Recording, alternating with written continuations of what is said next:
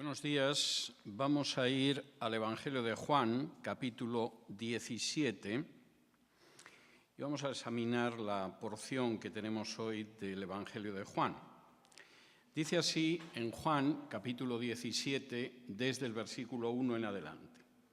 Estas cosas habló Jesús y levantando los ojos al cielo dijo: Padre, la hora ha llegado.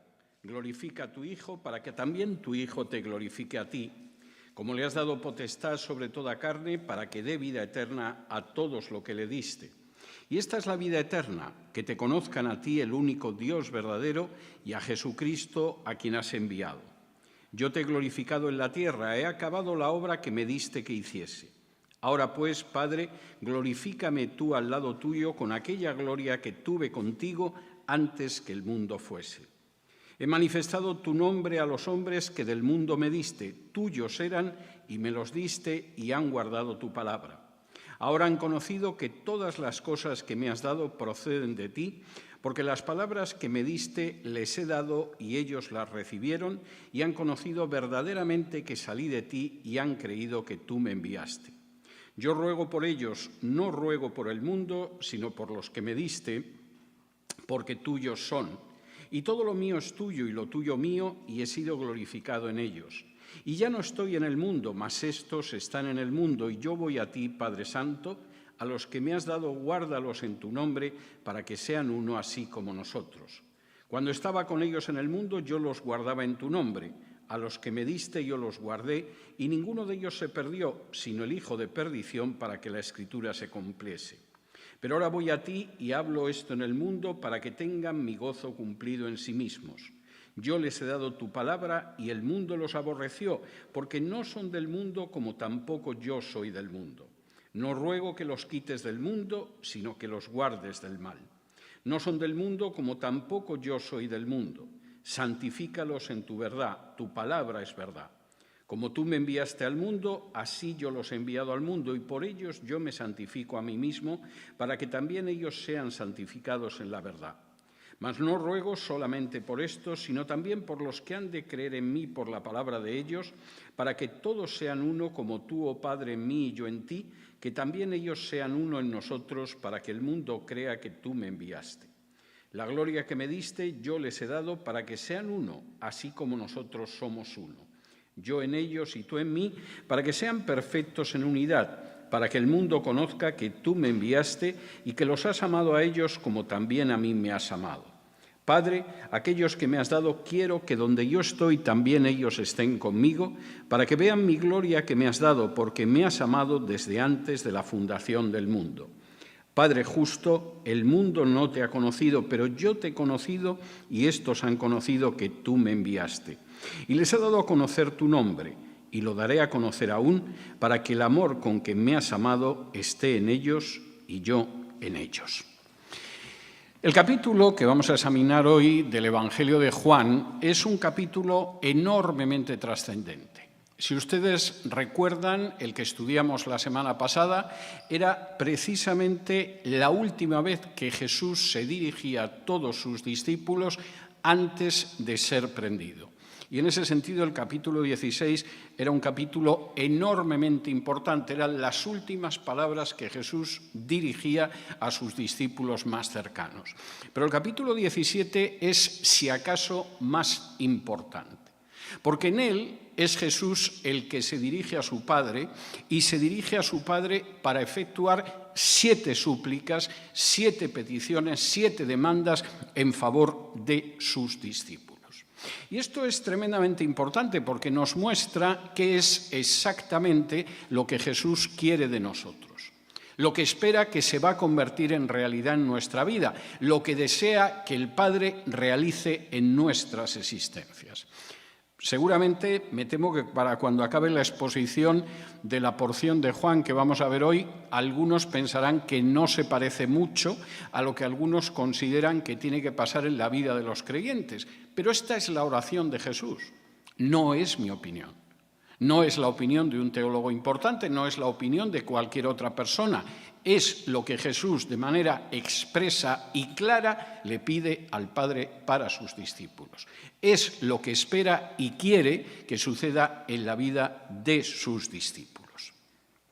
Primero, lo que Jesús desea que suceda con sus discípulos tiene un contexto muy claro. Y es el contexto de la glorificación de Jesús, es el contexto de la vida eterna. En los primeros 5 capítulos dice: estas cosas habló Jesús y levantando los ojos al cielo dijo: Padre, la hora ha llegado, glorifica a tu Hijo para que también tu Hijo te glorifique a ti, como le has dado potestad sobre toda carne para que dé vida eterna a todos los que le diste. Y esta es la vida eterna, que te conozcan a ti, el único Dios verdadero, y a Jesucristo a quien has enviado. Yo te he glorificado en la tierra, he acabado la obra que me diste que hiciese. Ahora pues, Padre, glorifícame tú al lado tuyo con aquella gloria que tuve contigo antes que el mundo fuese. La afirmación de Jesús es de plena divinidad, y cualquier judío lo sabía. Cualquiera que fuera a lo que ahora en nuestras Biblias es Isaías 42, versículo 8, sabe que Dios no glorifica a nadie. Dios no da gloria a nadie, solo a sí mismo.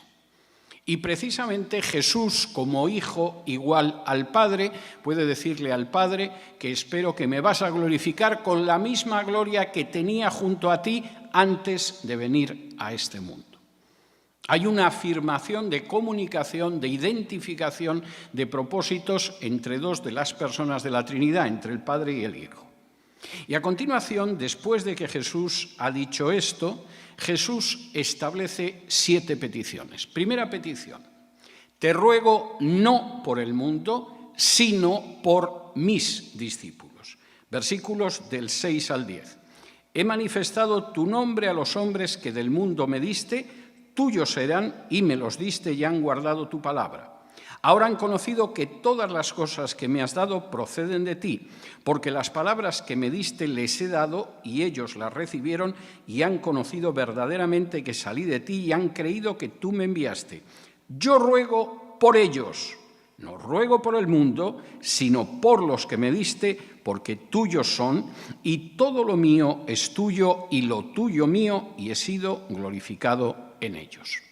El objeto de la oración de Jesús no es el mundo, son aquellos que son seguidores suyos. Son los que han creído para recibir vida eterna. Y esta es la primera cuestión que tendríamos que tener muy clara.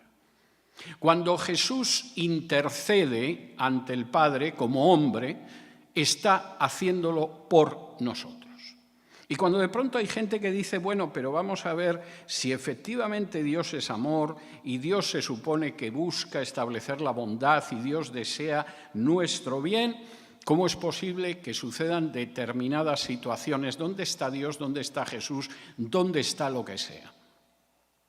Y la respuesta es bastante clara y por eso la oración de Jesús empieza ahí. Yo no ruego por el mundo. Yo ruego por aquellos que me diste porque son tuyos. Es por los que yo ruego. Y alguien podría decir, pero eso es muy injusto. ¿Por qué Dios no, por qué Jesús no intercede por todos?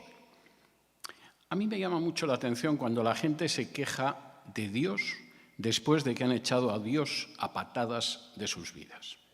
No quieren saber nada de Dios. Dios les molesta en cuanto a los mandamientos que tienen que seguir. Dios les estorba para llevar la vida que les apetece. Dios es una idea supersticiosa y mitológica antigua y de pronto cuando en un momento determinado se enfrentan con una dificultad propia de la naturaleza humana, entonces dicen Dios no me hace ningún caso. O como dice un viejo refrán de mi viejo país, la gente se acuerda de Santa Bárbara cuando truena. Y mucha gente efectivamente recuerda a Dios en medio de situaciones difíciles, a pesar de que han expulsado a Dios de sus vidas una y otra vez de manera consciente y repetitiva. Y Jesús es muy claro en la oración al Padre, yo no ruego por esos. Yo estoy rogando por estos que tú me diste. y ruego por ellos porque efectivamente son tuyos. Esto es algo tremendamente importante, porque nosotros podemos estar totalmente seguros de que Jesús intercede por nosotros.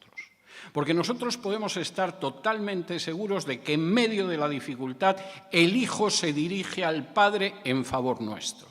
Porque podemos estar totalmente seguros de que en momentos de soledad, de dolor, de confusión, de no saber qué hacer, sin embargo, Jesús está hablando en nuestro favor delante del Padre.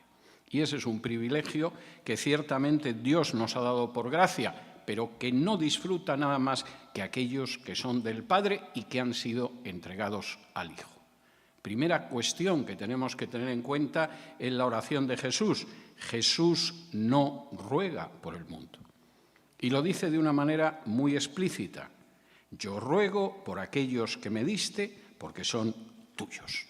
Segundo, y esto es enormemente importante, no menos importante que lo anterior, Jesús ruega por sus discípulos y no se va a perder ninguno de ellos. Versículos del 11 y 12. Y ya no estoy en el mundo, mas estos están en el mundo. Y yo voy a ti, Padre Santo. A los que me has dado, guárdalos en tu nombre, para que sean uno así como nosotros. Cuando estaba con ellos en el mundo, yo los guardaba en tu nombre. A los que me diste, yo los guardé. Y ninguno de ellos se perdió, sino el hijo de perdición, para que la Escritura se cumpliese. Yo intercedo para que ni uno solo de estos se pierda. Lo lamento por aquellos estafadores espirituales que continuamente amenazan a la gente con que va a perder la salvación si, por ejemplo, no diezman. Eso es una estafa espiritual, como mínimo una muestra terrible de ignorancia.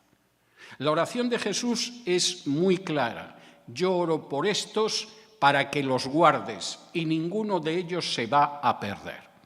Y no se van a perder porque son tuyos. Y del grupo que ha formado el grupo de seguidores más estrechos míos, el único que se ha perdido es el que desde el principio no era de los míos.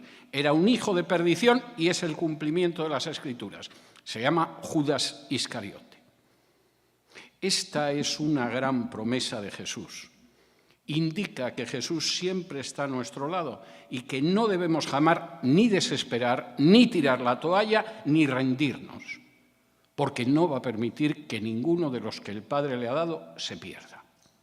Si me acompañan ustedes a Romanos, capítulo 8, Pablo, de manera más extensa, expresa también esta tremenda verdad que algunos se empeñan en negar porque les permite manipular, chantajear espiritualmente y estafar espiritualmente a la gente.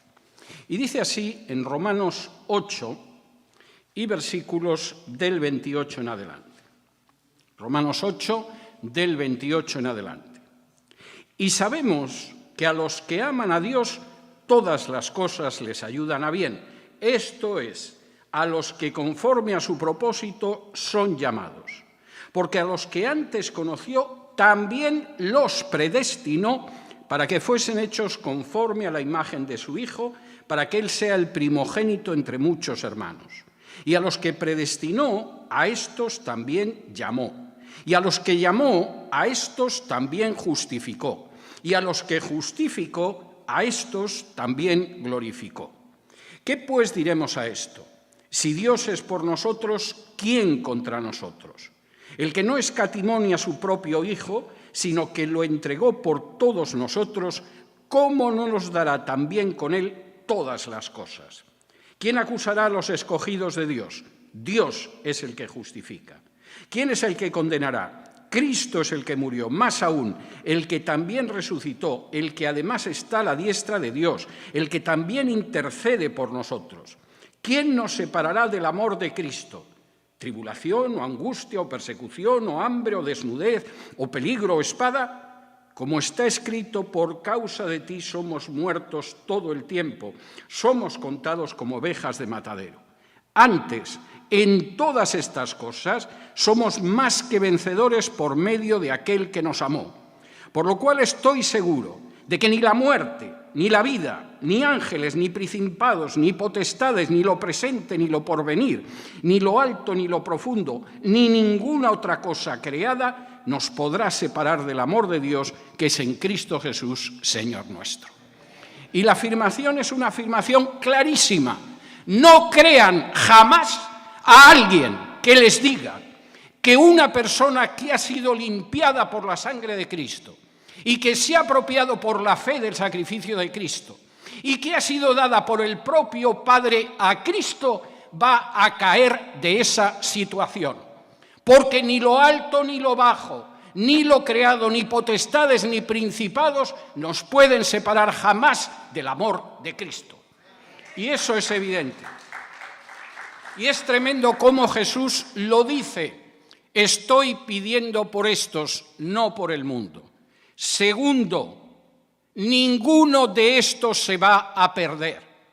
De todos aquellos que tú me has dado, solo aquel que desde el principio no creyó, el hijo de perdición, para que se cumpliera la Escritura, se ha perdido. Ni uno de esos se va a perder. Si efectivamente dependiera de nosotros el perdernos o no perdernos, seguramente todos en algún momento, en alguna curva del camino, en algún lugar, acabaríamos extraviándonos. Pero la oración de Jesús al Padre es que no va a ser así. No voy a perder a ninguno de estos. Y Pablo desarrolla todavía más ese punto de vista en Romanos 8 y dice, es que este es un proceso de siglos. A los que conoció Dios, los predestinó. Y a los que predestinó, después los llamó. Y a los que llamó, luego los justificó. Y a esos los va a glorificar. Pablo hasta dice glorificó en pasado, como si fuera una cosa ya decidida. No dice que, bueno, a unos los conoció. Y de esos algunos los predestinó. Y de los que predestinó es verdad que justificó a algunos. Pero luego hay unos que se van o se condenan por no dar el diezmo. No hay nada de eso. Y constituye verdaderamente una blasfemia contra Dios pretender que aquellos que el Padre le dio al Hijo se van a perder. Porque la afirmación de la Escritura es que yo oro para que ninguno de ellos se pierda. Tercera petición de Jesús al Padre, que no salgan del mundo. Versículos 13 al 16. Pero ahora voy a ti y hablo esto en el mundo para que tengan mi gozo cumplido en sí mismos. Yo les he dado tu palabra y el mundo los aborreció porque no son del mundo, como tampoco yo soy del mundo. No ruego que los quites del mundo, sino que los guardes del mal. No son del mundo, como tampoco yo soy del mundo. Jesús empieza diciendo, mi gozo se cumple en aquellos que me siguen, a los que yo he llamado amigos. Y les he dado tu palabra, y el mundo los odia. El mundo los aborrece, porque yo tampoco soy del mundo. Y entonces, ¿qué le pido al Padre? Que me los saque del mundo, que no tengan ningún problema, que se vayan fuera a vivir a un monte, como desde el siglo IV, cuando hubo gente que consideró que ser cristianos de una manera más plena era vivir en un monasterio o irse a vivir como ermitaños, huyendo del mundo. Literalmente eran las expresiones que utilizaban. Renuncio al mundo, huyo del mundo, me voy del mundo. Bueno, no cabe la menor duda de que en algunas religiones consideran que eso es una forma superior de vivir el cristianismo. Pues es mentira.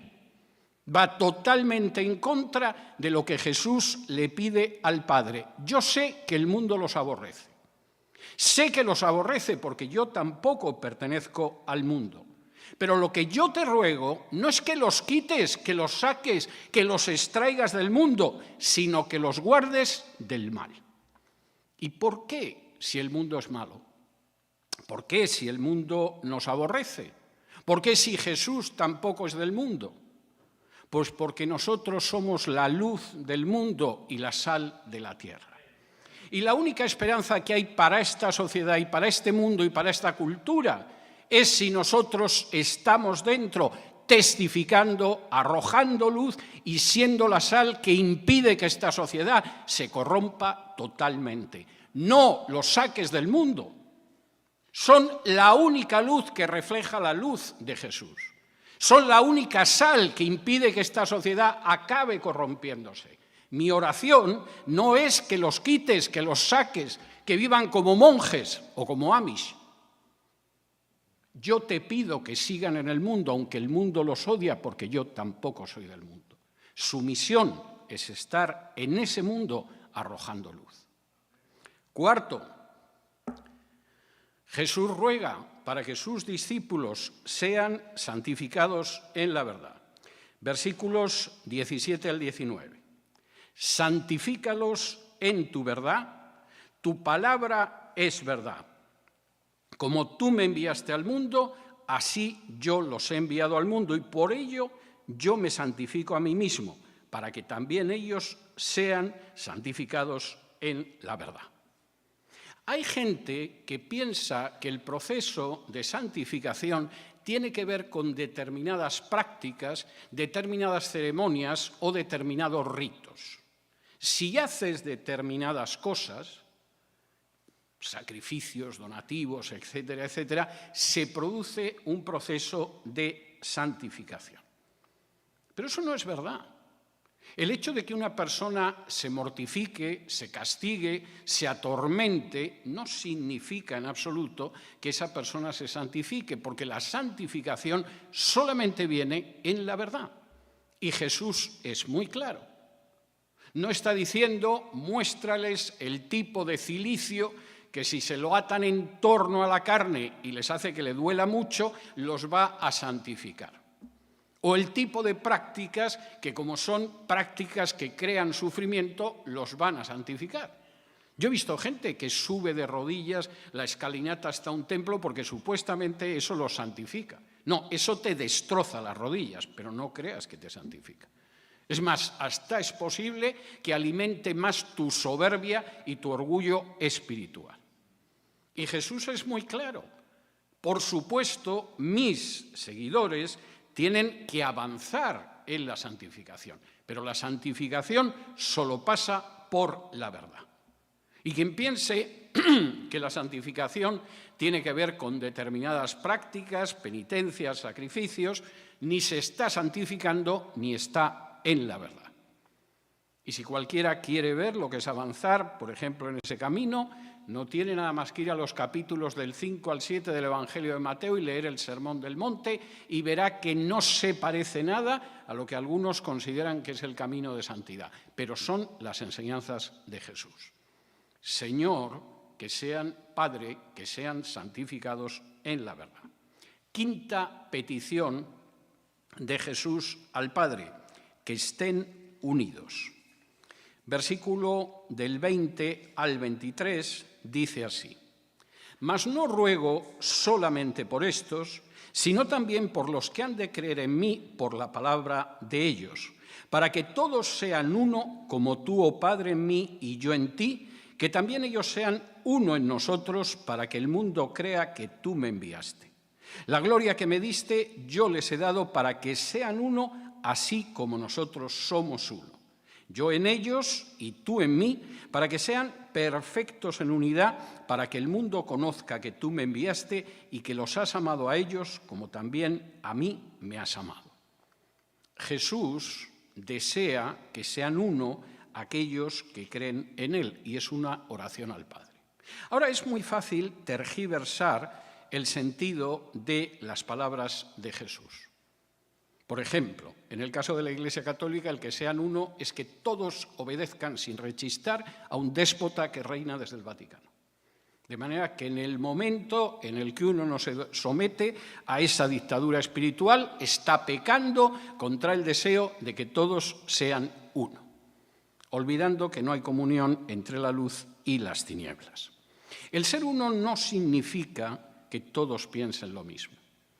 Significa una unión como la que existe entre el Padre y el Hijo. Y esa unión es muy fácil de romper y de desgarrar cuando uno no actúa de acuerdo a las enseñanzas de Jesús. Por ejemplo, acompáñenme ustedes a Mateo capítulo 18 para ver una de las maneras en que esa unión espiritual se puede desgarrar. Una de ellas, por supuesto, es la disensión entre hermanos. No necesariamente tiene que ser mala, pero hay que saber tratarla. Y la Biblia establece muy claramente cómo hay que tratar los casos de pecado y de disensión entre hermanos. Mateo capítulo 18 y versículos del 15 en adelante dice así: Por tanto, si tu hermano peca contra ti, ve y repréndele estando tú y él solos. Si te oyere, has ganado a tu hermano. Mas si no te oyere, toma aún contigo a 1 o 2, para que en boca de 2 o 3 testigos conste toda palabra. Si no los oyere a ellos, dilo a la Iglesia, y si no oyere a la Iglesia, tenle por gentil y publicano. La enseñanza de Jesús es muy clara. Ahora, desgraciadamente, esto no suele ser muy habitual. Por ejemplo, imaginemos que el hermano Pedro tiene una contienda con el hermano Pablo. Y el hermano Pedro, si efectivamente quiere seguir la enseñanza de Jesús, tendría que ir al hermano Pablo y decirle: mira, Pedro, esto que has hecho no me gusta. No sé si te he interpretado bien o te he interpretado mal, pero esto no me gusta. Vamos a aclararlo. Y el hermano Pablo lo escucha y de pronto dice: pues es verdad, lo que he hecho está mal. No sabes cómo lo siento, perdóname. Y esa situación ha terminado. Pero vamos a suponer, segundo supuesto que menciona Jesús, que el hermano Pedro va al hermano Pablo y le dice: esto no ha funcionado bien, me siento ofendido, me has hecho daño, y el hermano Pablo le dice: porque eres un imbécil. Si no fueras un imbécil, no estarías así. Pero como eres un imbécil, y además que sepas que media iglesia sabe que eres un imbécil, y la otra media también lo sabe, pero se calla, pues estamos en este problema. Y el hermano Pablo, con evidente paciencia, va a buscar a 1 o 2 hermanos más para que medien. Y le dice: mira, Pablo, no te lo tomes así, sucede esto, reflexiona. Quizá Pablo ante Pedro no reacciona bien, pero con una tercera, una cuarta persona sí, y has ganado a tu hermano. Todos nos equivocamos, todos ofendemos sin querer, todos interpretamos mal a alguien en algún momento y podemos solucionarlo de raíz. Pero resulta que el hermano Pablo sigue con que no. Y entonces vamos a tener que pedir a la congregación que intervenga en esta situación. Si efectivamente conseguimos que finalmente el hermano Pablo reflexione, hemos conseguido acabar este problema. Y si no, quizá habrá que recurrir a la disciplina. Pero esta es la manera bíblica. Ahora, ¿cómo sucede esto en muchas congregaciones? Primero, la congregación, en vez de tener un consejo, como marca el Nuevo Testamento, tiene un solo pastor. Y el pastor se convierte en un personaje sobre el que confluyen las intrigas, las divisiones y los problemas de la Iglesia. Generalmente no para que los solucione, sino para que dé la razón a una parte en contra de la otra. Y el hermano Pedro llega y le dice: mire, pastor, el hermano Pablo es esto, lo otro y lo de más allá.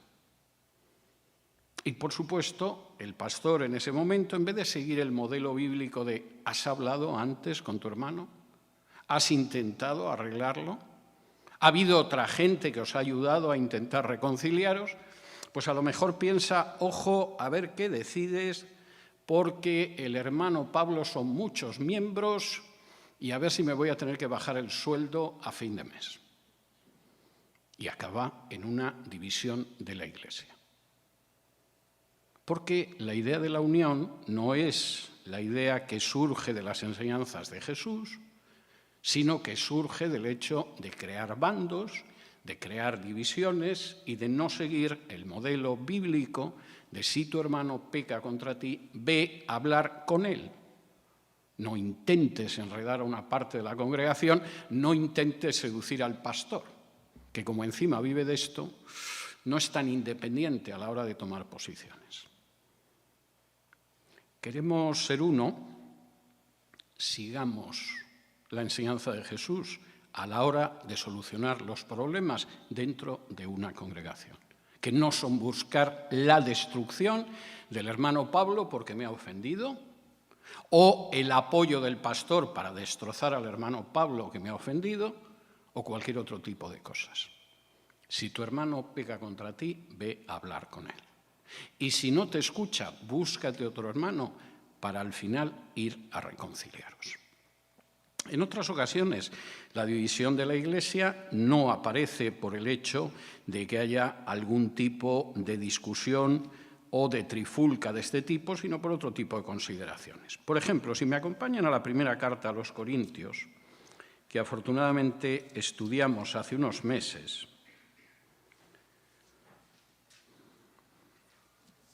está en el hecho de hacer valer lo que yo considero mis derechos sin apelar a otros hermanos maduros para que intenten una reconciliación. 1 Corintios, capítulo 6, y versículos del 5 al 7, contiene la siguiente afirmación de Pablo. 1 Corintios 6, del 5 al 7. Para avergonzaros lo digo, pues que no hay entre vosotros ni sabio, ni aun uno que pueda juzgar entre sus hermanos, sino que el hermano con el hermano pleitea en juicio, y esto ante los incrédulos. Así que, por cierto, es ya una falta en vosotros que tengáis pleitos entre vosotros mismos. ¿Por qué no sufrís más bien el agravio? ¿Por qué no sufrís más bien el ser defraudados? Pero vosotros cometéis el agravio y defraudáis, y esto a los hermanos. Pablo empieza con una afirmación terrible. Esto os lo digo para que se os caiga la cara de vergüenza. No lo digo para daros una simple enseñanza, os lo digo para que se os caiga la cara de vergüenza. Ya es una vergüenza que tengáis pleitos entre creyentes. Aquí hay una cosa ya más tensa que puede acabar incluso en los tribunales. Pero si estáis en esa situación, de verdad, en toda la Iglesia, en toda la congregación, en toda la comunidad, ¿no hay una persona sabia que pueda mediar entre vosotros para que no lleguéis a esa situación? Sí, el pastor. El pastor y cada uno de nosotros estamos tirando de un lado a ver a quién le da la razón, pero yo pienso que me la va a dar a mí, porque somos más diezmando. Y ese es un argumento de peso, de dólar, diría yo. En muchas ocasiones la división pasa por esto. No se han seguido las normas que hay que seguir cuando un hermano peca contra otro. A veces la situación se convierte en un auténtico pleito y al parecer en la congregación habrá gente que alaba de maravilla, que se pone a orar y parece que tiene al lado al Espíritu Santo dictándole las frases. Pero a la hora de solucionar un problema es que debería caerse la cara de vergüenza. No se puede ser uno cuando esto se desprecia. A veces la falta de unidad arranca de no saber respetar a los hermanos que piensan otras cosas. Si me acompañan a Romanos, capítulo 14, Romanos 14 y versículos del 1 al 5, del 1 al 6. Dice así: recibid, Romanos 14, del 1 en adelante, recibid al débil en la fe, pero no para contender sobre opiniones. Porque uno cree que se ha de comer de todo y otro, que es débil, come legumbres. El que come no menosprecia al que no come, y el que no come no juzgue al que come, porque Dios lo ha recibido. ¿Tú quién eres que juzgas al criado ajeno? Para su propio Señor está en pie o cae, pero estará firme, porque poderoso es el Señor para hacerle estar firme. Uno hace diferencia entre día y día, otro juzga iguales todos los días. Cada uno esté plenamente convencido en su propia mente. El que hace caso del día lo hace para el Señor, y el que no hace caso del día para el Señor no lo hace. El que come para el Señor come porque da gracias a Dios, y el que no come para el Señor no come y da gracias a Dios, porque ninguno de nosotros vive para sí y ninguno muere para sí. Pues si vivimos, para el Señor vivimos, y si morimos, para el Señor morimos. Así pues, sea que vivamos o que muramos, del Señor somos. Porque Cristo para esto murió y resucitó y volvió a vivir, para ser Señor así de los muertos como de los que viven. En todas las congregaciones, a lo largo de 20 siglos de historia del cristianismo, camino de 21 siglos, siempre hay gente que tiene problemas de conciencia porque son débiles en la fe. Es algo que sucedía en la Iglesia, que tenía acceso directo a los apóstoles y, por supuesto, sigue sucediendo hoy en día. ¿Y cuál es la regla bíblica que Pablo menciona? Machaca al que no celebre o al que celebre determinadas fiestas. Aplasta al que coma o al que no coma determinadas cosas. Tritura al que no piensa como piensa una parte de la congregación, mayoritaria o minoritaria. Eso no es un proceder cristiano. Ese no es el proceder del Nuevo Testamento. Esa no es la conducta que espera Jesús. Si efectivamente consideras que hay alimentos que no hay que comer, porque tienes una interpretación concreta de la Biblia, en la que no voy a entrar ahora, no comas. No pasa nada. Pero no mires con desprecio al que considera que, como Jesús dijo, todos los alimentos son puros y se puede comer de todo. Que tú comes todo, porque la enseñanza de Jesús es que todos los alimentos son limpios. No mires por encima del hombro a aquel que decide por razones de conciencia no comer algo. No estás para juzgar a tu hermano, si comes o si no comes. Estás para apoyar a tu hermano espiritualmente, para caminar a su lado espiritualmente, para respaldarlo espiritualmente. ¿Que consideras que hay fiestas que la Iglesia tiene que celebrar? Está bien, celébralas. ¿Que consideras que no hay que celebrar ninguna fiesta? No hay un calendario litúrgico en el Nuevo Testamento. Está bien, pero que ninguno juzgue, desprecie o mire por encima del hombro al otro, porque estamos llamados a guardar la unidad, como Jesús oró al Padre. Y si en un momento determinado alguien piensa que puede juzgar a su hermano por esa cuestión, porque lo hace o porque deja de hacerlo, está actuando en contra de la enseñanza del Nuevo Testamento. Porque el que come lo hace pensando en que de esa manera agrada a Dios. Pero el que no come también lo hace pensando que agrada a Dios. Y es para el Señor que lo hace, no para complacerte a ti o complacerme a mí, que puedo tener el mismo punto de vista o el punto de vista distinto. Y como dice aquí Pablo, lo importante en toda esta cuestión no son los alimentos, no son las festividades, no son los días. Lo importante es si estamos actuando para la gloria y la honra del Señor. Y efectivamente, lo importante, como dice ese versículo 7, es que ninguno de nosotros vive para sí y ninguno muere para sí. Y si morimos, para el Señor morimos. Y si vivimos, para el Señor vivimos. Porque el Señor Jesucristo murió y fue resucitado y volvió a vivir, no para decidir días o comidas o atuendos o cosas parecidas que en vez de unir al pueblo de Dios lo dividen, sino para ser Señor de muertos y de vivos. Y la enseñanza es muy clara y la enseñanza de Jesús es evidente. Te oro para que sean uno como tú y yo somos uno y para que sean perfectos en unidad. La unidad no es uniformidad. La unidad no significa que a todos nos gusta lo mismo. La unidad no quiere decir que todos tenemos que cantar los mismos himnos, vestir de la misma manera, consumir las mismas cosas o celebrar las mismas fiestas. Todo eso es secundario. Y tenemos que aprender a vivirlo en unidad, con respeto y con amor, porque el que come no debe juzgar al que no come y el que no come no debe juzgar al que come. Y cuando esto no se sabe, evidentemente es una grave muestra de ignorancia espiritual. pero además es enfrentarse con una de las peticiones claras de Jesús al Padre, que sean uno como tú y yo somos uno.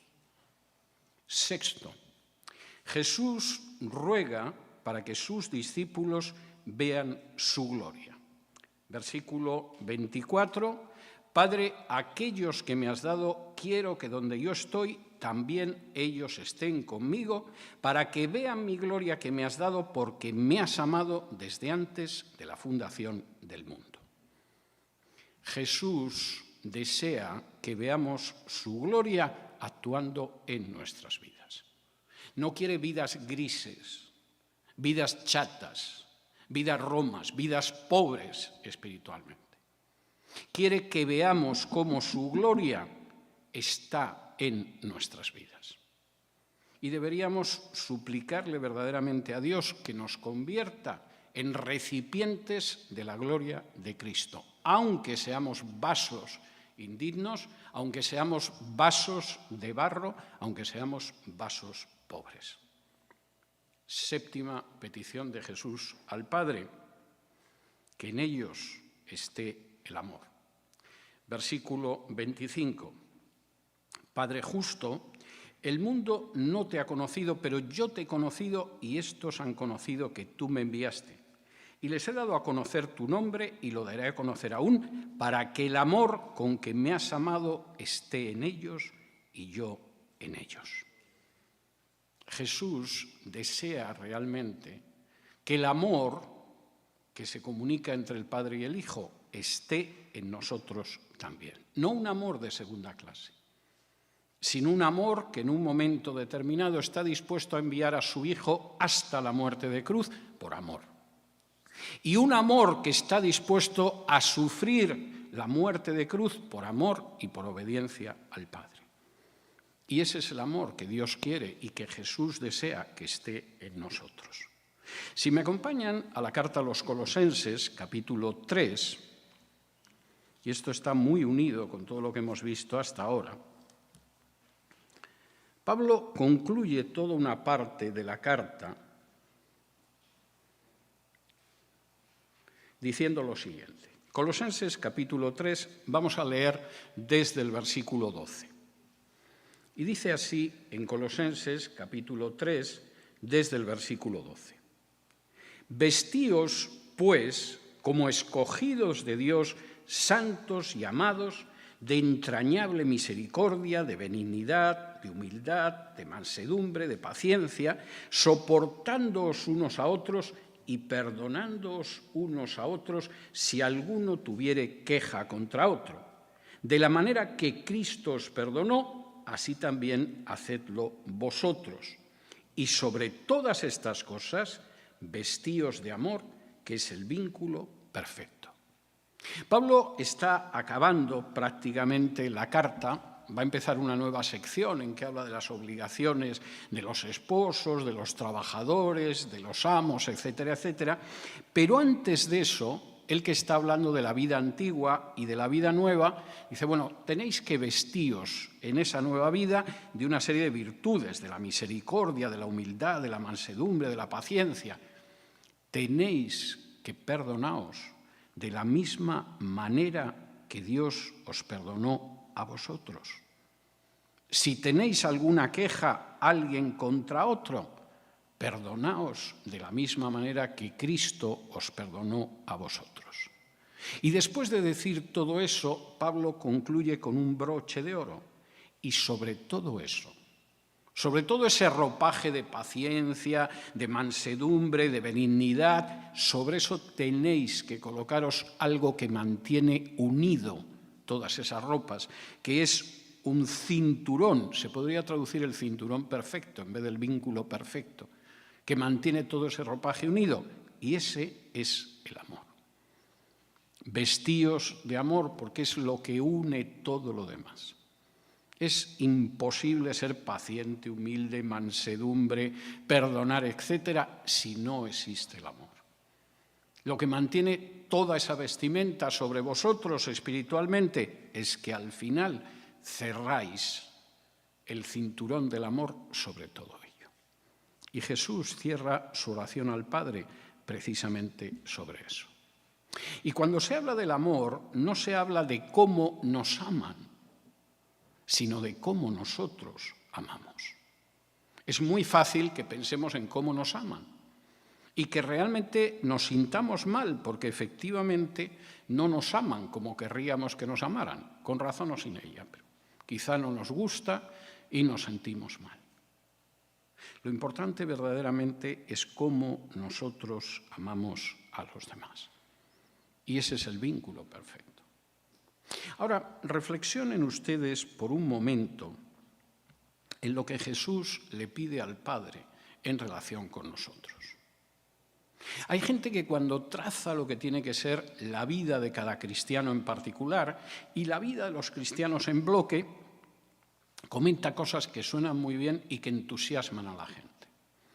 Los cristianos tendrían que tener un peso en la política. El mundo sería distinto. Los cristianos tendrían que controlar el mundo del espectáculo.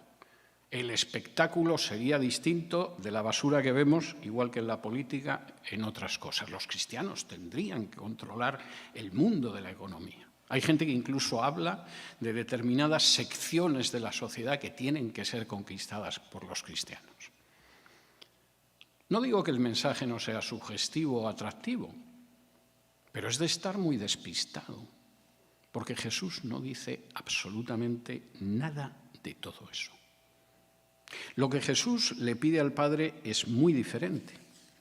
En primer lugar, lo que le pide es que ninguno de sus discípulos se pierda. Le pide que no salgan del mundo, que puedan seguir siendo en medio de un mundo que los aborrece y que los odia, igual que a Jesús, que puedan seguir siendo un testimonio. Le pide que se santifiquen en la verdad.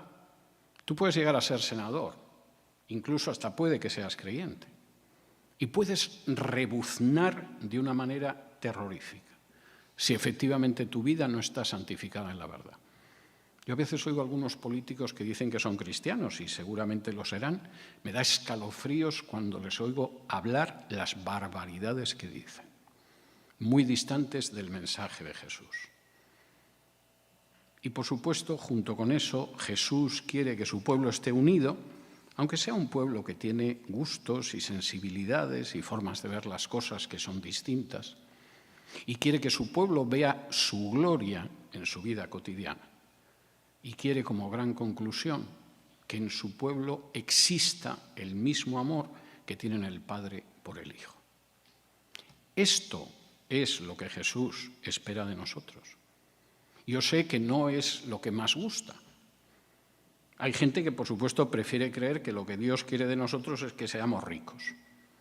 Y lo que tenemos que tener es fe, confesar y proclamar. Pero no hay una palabra de eso en la enseñanza de Jesús. Hay gente que piensa que lo que Dios desea de nosotros es que tengamos una influencia total y absoluta sobre la sociedad y que la sociedad haga lo que nos parece. Pero no hay una sola palabra de Jesús en ese sentido. Jesús quiere que haya un pueblo que no sigue las normas ni la manera de ver las cosas del mundo. Quiere que ese pueblo se santifique en la verdad. Quiere que ese pueblo no salga del mundo, sino que testifique. Quiere que ese pueblo esté unido a pesar de las diferencias que pueda haber entre unas personas y otras. Quiere que ese pueblo contemple su gloria cada día a día. Y quiere que ese pueblo sea conocido por un amor, que es lo que caracteriza a los discípulos de Jesús, que enseñó. No conocerán que sois mis discípulos porque sois más elocuentes, o porque sois mejores oradores, o porque habláis mejor o porque mandáis más. Conocerán que sois mis discípulos si os amáis los unos a los otros como yo os he amado. Y verdaderamente la oración de Jesús al Padre, que solo recoge el Evangelio de Juan, es algo tremendo, porque nos muestra aquello que Jesús desea de nosotros y nos muestra lo que a todas las horas Jesús está pidiendo al Padre que sea verdad en nuestra vida. Es posible que no sea aquello que nosotros pedimos, es posible que no sea lo que nosotros deseamos o ambicionamos, Es posible que choque con nuestros deseos, nuestras ambiciones y nuestros prejuicios. Pero esto es lo que Jesús le pide al Padre 24 horas al día. Y sería muy sabio por nuestra parte que intentáramos amoldar nuestras pobres y humildes existencias a lo que Jesús le pide al Padre. Vamos a orar. Padre nuestro, te damos muchas gracias por estar aquí en esta mañana de domingo. Te damos gracias porque además es un día muy bonito, a diferencia de otros días que hemos tenido esta semana. Te damos gracias porque podemos empezar la semana delante de ti. Te damos gracias porque hemos podido gozarnos en alabarte, porque nos gozamos en dirigirnos a ti en oración, porque, Señor, disfrutamos de tu palabra. Y hoy nosotros queremos también unir nuestras oraciones a esa oración constante de Jesús por sus seguidores. Te damos gracias, Padre, porque sabemos que no nos vamos a perder. Te damos gracias porque tú nos has entregado a Jesús y Jesús no nos dejará de su mano. Te damos gracias, Padre, porque no nos sacas del mundo, sino que nos das el inmenso privilegio de irradiar tu luz en medio de un mundo que nos aborrece de la misma manera que aborreció a Jesús, porque no era de este mundo. Te damos muchas gracias, Padre, porque tú nos santificas en la verdad. Te damos muchas gracias también, Padre, porque nos quieres unidos y te pedimos que nos unas cada vez más, aunque podamos diferir en detalles, aunque en cosas secundarias las veamos de una manera distinta, aunque en alguna ocasión, Señor, podamos discrepar, pero que en todo momento seamos uno como tú eres uno con Jesús. Y sobre todo, Padre, queremos pedirte que nos hagas vivir en amor. Que realmente nuestras relaciones estén unidas por ese vínculo perfecto, por ese cinturón perfecto que es el amor. Que en un momento determinado la gente pueda ver que seguimos a Jesús porque nos amamos los unos a los otros. Que pueda llegar gente nueva y que se dé cuenta de que nos amamos, Señor, y que por eso tú estás en medio de nosotros. Señor, retira de nuestro corazón todo aquello que no es tu voluntad y que no es la voluntad de Jesús. Saca de nuestras vidas aquello que no te agrada. Y por el contrario, Señor, llena nuestra vida, llena nuestra existencia, llena nuestra cotidianidad con todas esas cosas que Jesús te pidió en aquella noche de la última cena. Y todo ello con acción de gracias te lo pedimos en el nombre de Jesús. Amén. Que el Señor los bendiga.